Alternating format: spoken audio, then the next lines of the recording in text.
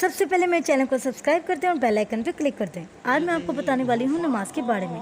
بچہ جب 7 سال کا ہو جائے تو اسے نماز پڑھنا بتایا جائے، اور جب 10 سال کا ہو تو مار کر پڑھائی جائے۔ نماز کے بعد ایک بار آیت کرسی پڑھنے والا مرتے ہی جنت میں داخل ہوتا ہے۔ آپ صلی اللہ علیہ وآلہ وسلم نے پوچھا کہ اگر کسی شخص کے گھر کے پاس سے نہر گزرتی ہو اور وہ دن میں 5 مرتبہ غسل کرے تو کیا اس کے جسم پر میل باقی رہے گا؟ جواب ملا نہیں۔ فرمایا اس طرح نماز خطاؤں کی میل مٹا دیتی ہے۔ ایک جگہ فرمایا میری آنکھوں کی ٹھنڈک نماز میں ہے۔ جب بندہ نماز کے لیے کھڑا ہو جاتا ہے تو بدن کے سارے گناہ جڑ جاتے ہیں۔ قیامت کے دن سب سے پہلا سوال نماز کا ہوگا۔ نماز میں ہم اللہ سے بات کرتے ہیں۔ نماز دین کا ستون ہے۔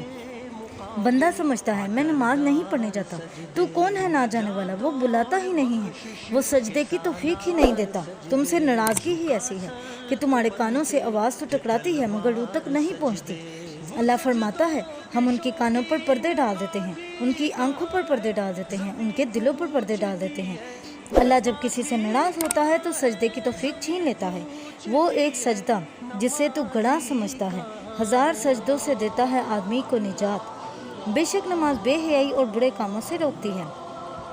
ہم تو بغیر کسی وجہ کے نماز قضا کر دیتے ہیں، جبکہ کربلا میں دشمن مقابلے میں کھڑا تھا، 3 دن کی پیاس تھی، خیموں سے تسبیح کی آوازیں آ رہی تھی، فجر کا وقت ہوا تو علی اکبر نے اذان دی، امامت حضرت امام حسین علیہ السلام نے کروائی اور ریت کے مصلے پر فجر کی نماز ادا ہوئی۔